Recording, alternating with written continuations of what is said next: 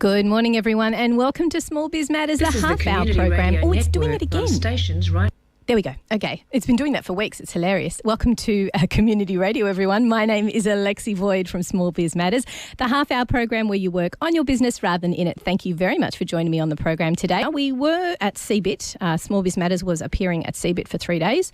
3 days, 10 hours on your feet. Believe me, it's pretty exhausting. But I wanted to share with you some of the interviews that I conducted with some of the other stands. Now, some of the stands were doing some absolutely fascinating stuff. Everything from these weird and wacky and really fantastic social enterprise apps all the way through to some vibrant new technology which helps, specifically actually helps a lot of people in this area, particularly up in the Dural Wiseman's Ferry area in the agricultural sector. So there were lots of really great people to chat to, and I'm going to share with you, if this works, a couple of the interviews that I conducted at CeBIT today. So these, of course, will be available online via the blogs and podcast page as well. But here's a little bit of a taster of what was happening there. And welcome back to Small Biz Matters, the half-hour program where you work on your business rather than in it. We are here live at CeBIT, and it's been an awesome day. We've been surrounded by some fantastic exhibitors, like the guys from Table, a local Sydney-based group who are just telling their story about how quick they were to get this app up and running. So, guys, tell me a little bit about your journey, what led you to this point, and what you're hoping to get out of the app that you've built. Tell us about the app. Well, with the journey, we started with a deals app. So we wanted to change cut-out coupons into digital coupons, which is a very basic concept. When we went to the market with this digital coupon app, we found that there was a lot of friction, a lot of objection. People weren't really ready. They're more likely to take 2 weeks to put an ad in the paper to draw some customers to their store than spend 5 minutes to put up an instant digital coupon on our app. As we went into the market, we found that there's a bigger opportunity, and that's where Table was born. And we've been drumming at it since then. And so you were saying that this whole venture got started in December. We're now in where are we? We're in May. I mean, that's a pretty amazing fast turnaround. How do you bring something to market so quickly? Where's that efficiency come from? I want some of it. Can you bottle it and sell it to our listeners?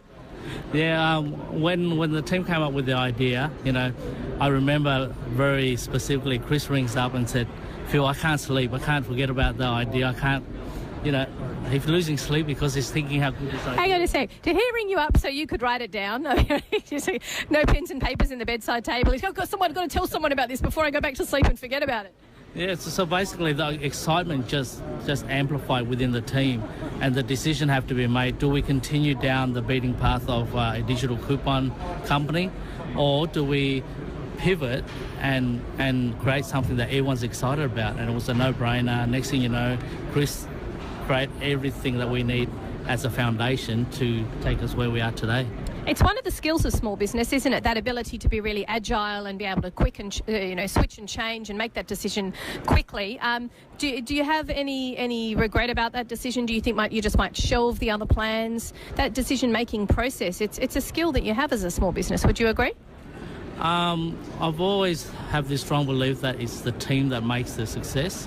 So it was a fairly easy decision for me to feel the excitement from this guy and the support from the surrounding team members for me to make a very easy decision. And now that when I look back on it, it wasn't something that was racking on my brain for months before I delayed the decision and ultimately make the right one. It was like, what decision makes the team more excited to build?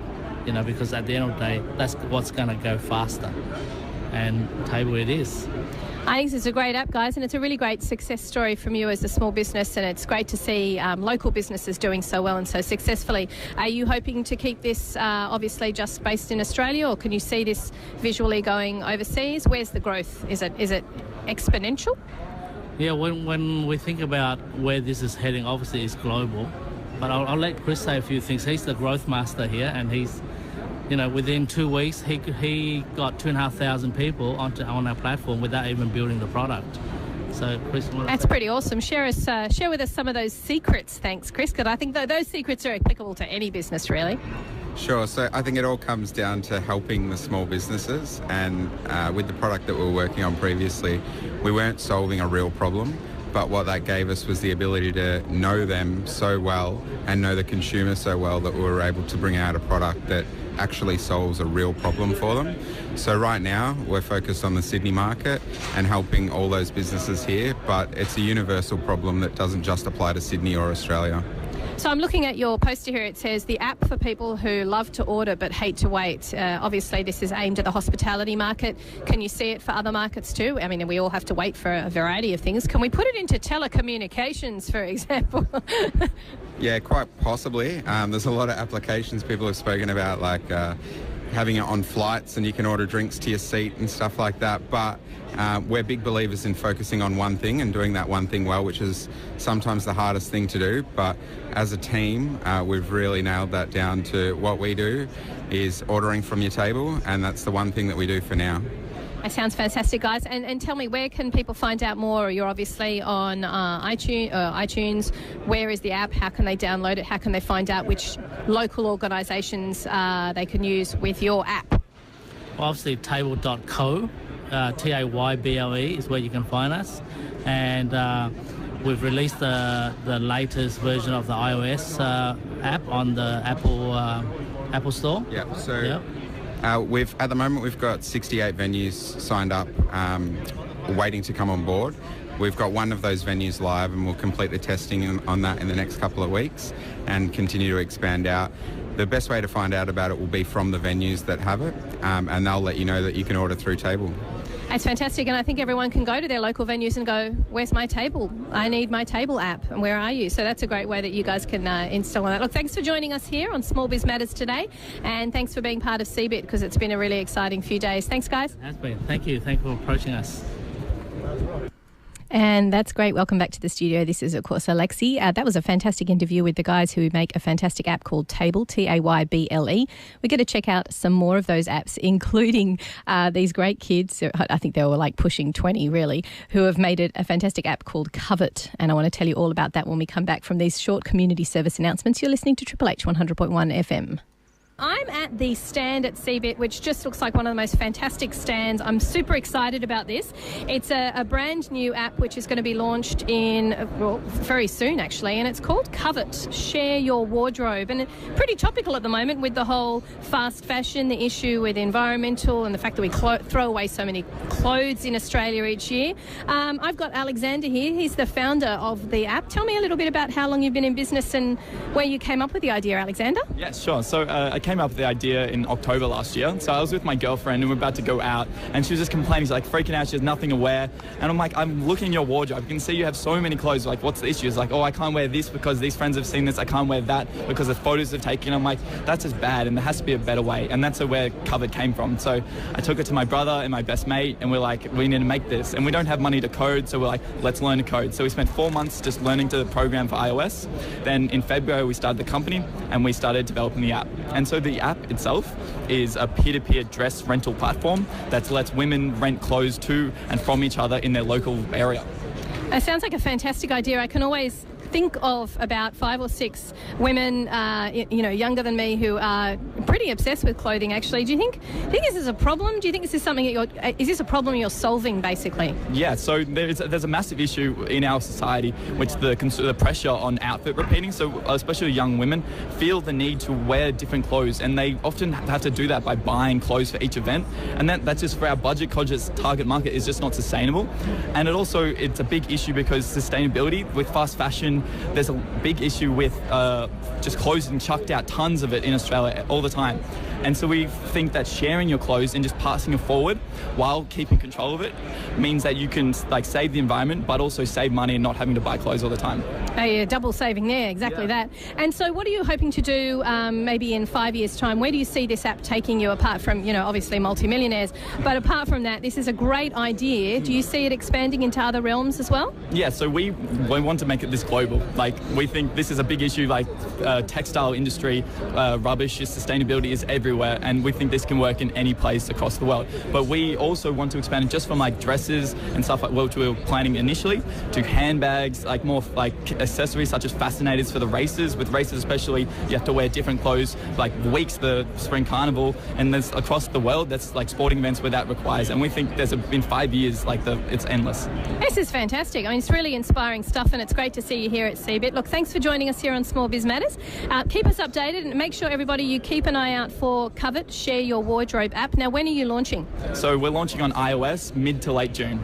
Excellent. So July is a good time for people to check it out. Yes, exactly. Initially, however, we're just in Melbourne, but we're going to plan to go to Sydney very soon after. That's great news. Look, thanks for joining us on Small Biz, and we will hopefully hear more from you later on. Cheers. Thank you. And welcome back to Small Biz Matters, the half-hour program where you work on your business rather than in it. Now, we are at CeBIT at one of the most interesting stands that we've got here, and also very accessible and definitely up our alley when it comes to Hornsby. Now, everyone in Hornsby's got those extra tools lying around.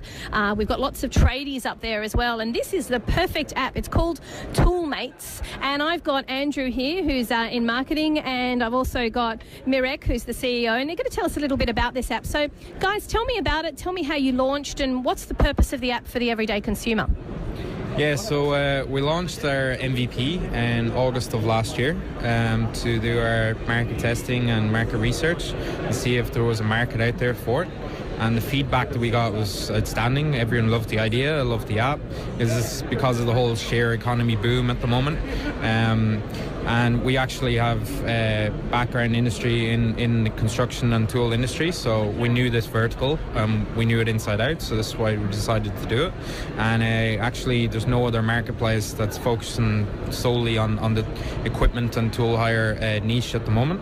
So yeah, we launched our MVP in August, and we got positive feedback. We were at StartCon in November, and we got great feedback from investors and entrepreneurs there. So we decided to go ahead and start and build a proper platform. And we literally just launched it this Monday. So it's out this week. It's cloud-based. It's got amazing new features in it. And yeah, anyone can list or rent tools. So if you've got a bunch of tools in your garage that you want to make money off, that is just sitting there normally, you can do it.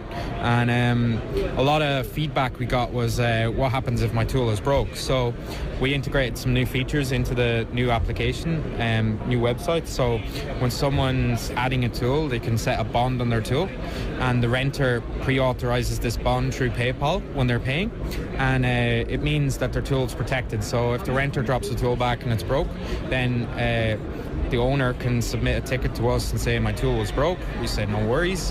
We go to the renter and say, look, the owner has said you broke his tool. We need to claim the bond. They've already agreed to this through our terms and conditions. So we can claim the bond then and then reimburse the owner. They get their tool fixed. They've got the profit for hiring it out. Everyone's happy.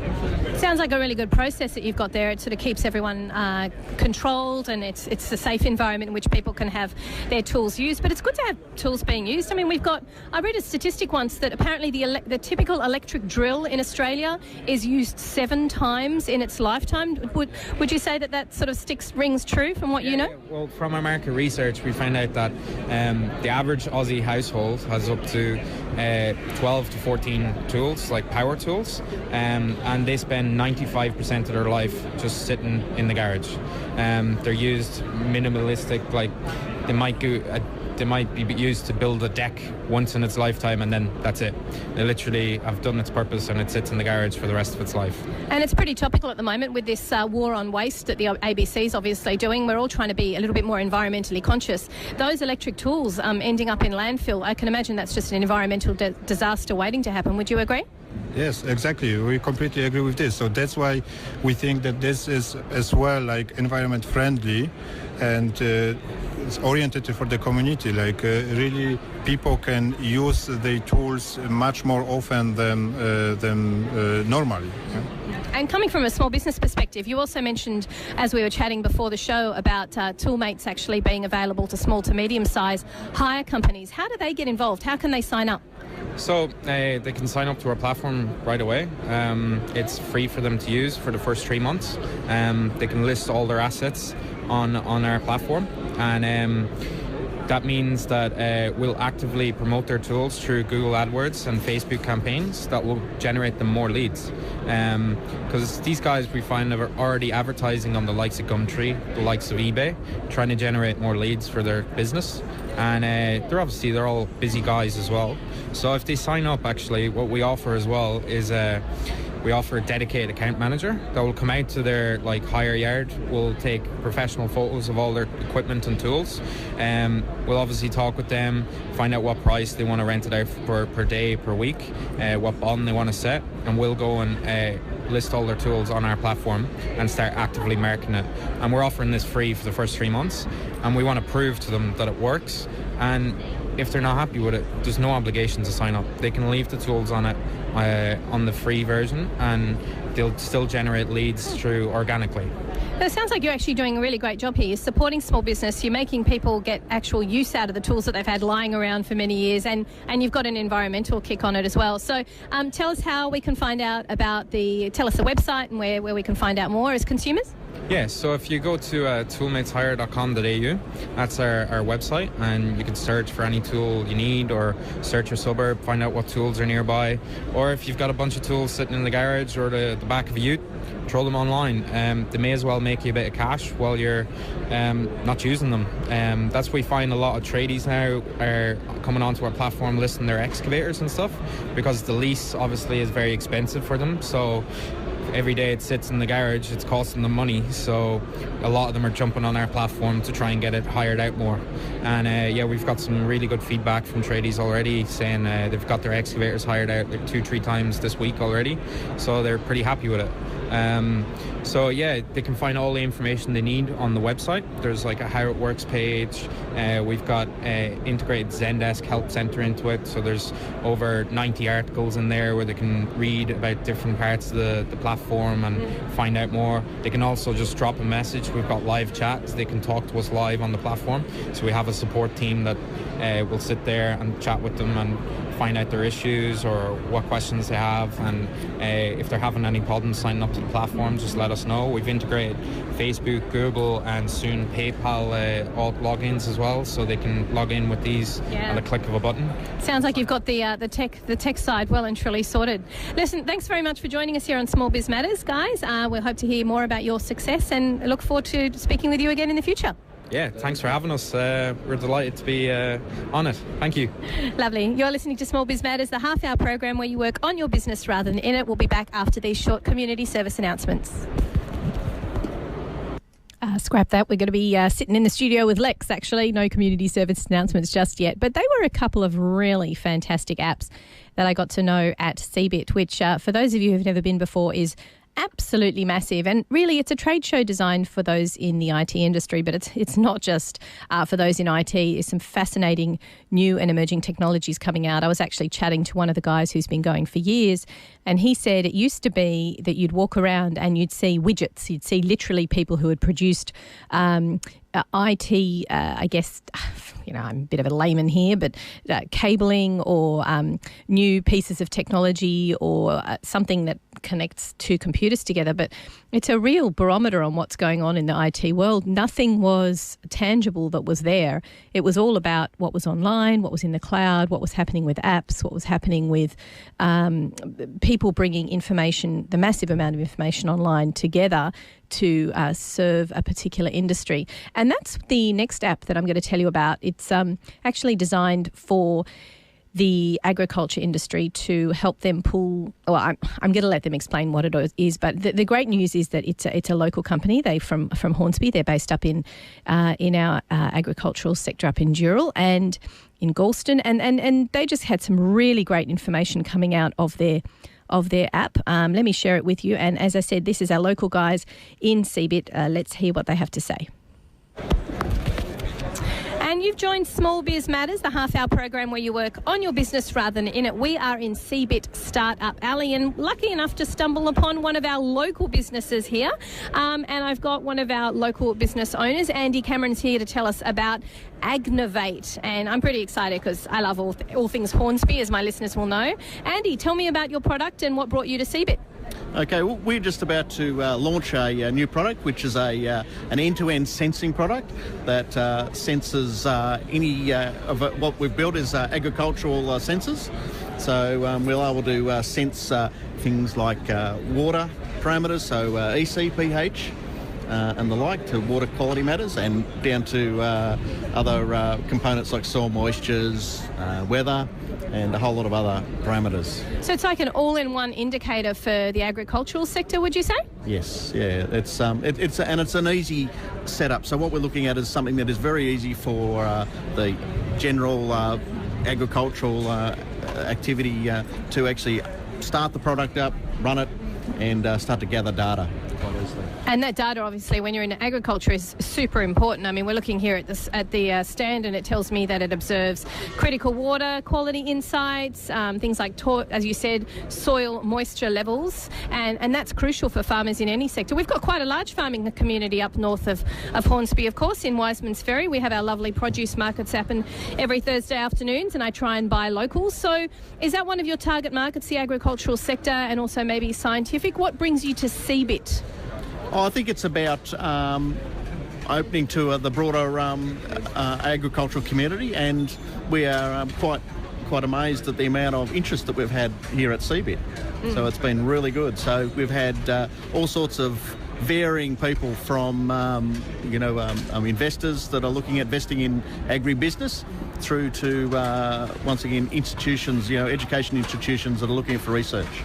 So it's a good opportunity here to meet up with people who, as you said, are potential investors, but also people who have been around in the industry quite a lot, especially in the tech industry, because I don't know about you guys, I don't have a tech background, and agriculture, and this is sort of a marriage of agriculture and tech, if you will. Would you say that's right, Luke? That is correct. So actually, I'm the CTO of Activate, so I suppose I'm the technical boffin in this space. My partner Andy, he's got all the agricultural experience, and for us it's really about helping the farmers embrace this technology, but actually more so helping them step by step to do that, because they want to do it at their rate, at their speed, and it's just really important for us to actually help them on that journey. There's just so much technology out there these days, and it can be quite overwhelming. Most of them just don't know where to start. And I suppose that's where we can come in. We can actually make a difference for them. We can actually deliver them an end-to-end solution, and in our case, we actually provide them with some critical information that improves their crop yields and their productivity. So we've talked a lot about the tech side of things, and I know a lot of these places here in CeBIT have been a bit overwhelming. Some of the stands I have literally no idea what it is that they do. But I'm looking at yours, and I can see that there's a platform there that is obviously across desktop.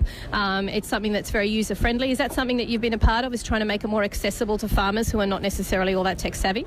Yeah, absolutely. I mean, we actually, and this is the key, what we actually deliver, or the key part, what we deliver. That's an in-house design platform.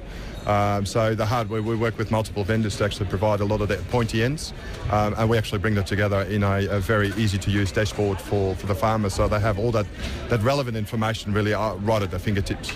Well, it's absolutely fantastic to have a local Hornsby business here in CeBIT. Yay, go Hornsby! And it's great to see that you're moulding that technical ability, the technology plus farming all in one. A very important mould and a very important collaboration between the two. So thanks for joining us today on Small Biz Matters, and we look forward to onward and upward with your Activate product. Beautiful. Thank you, Alexi. And welcome back to Small Biz Matters. You've just heard a whole bunch of fantastic products that came out of the CeBIT stand. As I said, it was a bit tricky to get around to all 200 of them, but if it's something that interests you, or even just you're a layman who's interested in IT and finding out what the emerging technologies are, I do strongly suggest you get down there. It's a really fantastic opportunity to just find out what's happening and learn a little bit about that sector, which is exactly what I did for 3 whole days. And just to remind you, those fantastic apps were again CeBIT, which was the wardrobe sharing app designed for young girls who only wear outfits once. I'm not going there. Toolmates, which was the app to assist people with sharing their tools and also to assist small businesses in that sector with getting their products out there on a online platform. We did, of course, speak to Table, Tayble, which is an app for pre-ordering when you're heading into a restaurant, and they're just about to launch in Melbourne and Sydney. And, of course, the local Agnovate team, who are bringing together all the data that is crucial for agricultural sector to find out the best way to be more effective in their crop producing, I guess. I'm not very technologically savvy in any of those areas, so if you missed out on any of those CeBIT interviews, you can, of course, check them out on the smallbizmatters.com.au website.